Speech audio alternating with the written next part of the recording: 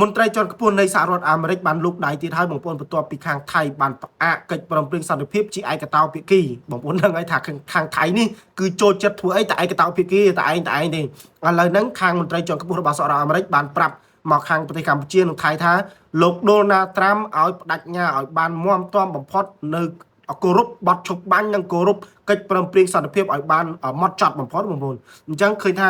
បច្ចុប្បន្ននេះគឺខាងអាមេរិកគេកំពុងតែស្រាវជ្រាវរកផុសតាំងមួយចំនួននៃឧបទ្ទវហេតុកាលពីថ្ងៃព្រឹកថ្ងៃទី10ដែលហ៊ានថៃបានដើរជន់មីនបងប្អូនឥឡូវហ្នឹងខាងអាមេរិកកំពុងតែស្វែងរកផុសតាំងមួយចំនួនបងប្អូនបើនិយាយពីកម្ពុជារបស់យើងគឺគោរពឲ្យគឺគោរព 100% អត់ល្មើសសំបីតាមកខ្សែសក់បងប្អូនប៉ុន្តែខាងថៃនៅទៅវិញទេបងប្អូនដែលតែងតែព្យាយាមញុះញង់ពាត់លបងលួសធ្វើរឿងជាច្រើនដែលយើងនឹកស្មានមកដល់បាទដើម្បីឲ្យយើងនឹងផ្ទុះអាវុធធ្វើអីមុនទៅអញ្ចឹងគឺពេលនេះខាងអាមេរិកគឺបានលូកដៃទៀតហើយក្នុងការដែលស្ទើរតែយន្តទៅនៅតំបន់ព្រំដែនឥឡូវកំពុងតែក្តៅមែនតើគឺកំពុងតែក្តៅព្រោះខាងថៃនោះវាកំពុងតែបញ្ជូនរថក្រោះវាកំពុងតែ